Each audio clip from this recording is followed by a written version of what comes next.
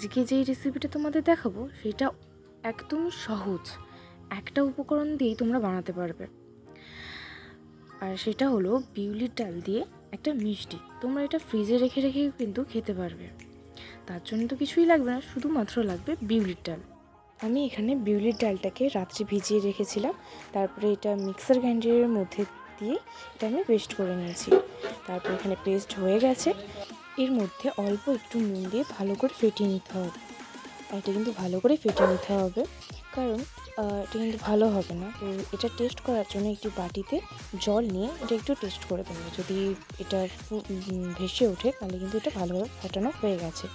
তো তারপরে কড়ার মধ্যে আমি জল নিয়ে নিচ্ছি, তারপর চিনি দিয়ে দেবো। আপনারা যেই পরিমাণ সিরাপটা তৈরি করবেন সেই রকমভাবে জল আর চিনিটা দেবেন। আমি মিষ্টিটা কম খাই, তাই মিষ্টিটা কমই দিয়েছি। তারপরে এখানে আমি একটু গন্ধটা ভালো আসার জন্য আমি এখানে এলাচটা একটু ফাটিয়ে দিয়েছি। তারপর এখানে সিরাপটা হয়ে গেছে। কড়া বসিয়ে আবার ওর মধ্যে যদি তেলটা গরম হয়ে যায়, ওই বড়াগুলোকে যেইভাবে তালের বড়া তৈরি করা হয় ঠিক সেই পদ্ধতিতে আমি এগুলো বড়াগুলো ছেড়ে দেব। তারপরে অল্প একটু লাল করে ভেজে তুলে নেব।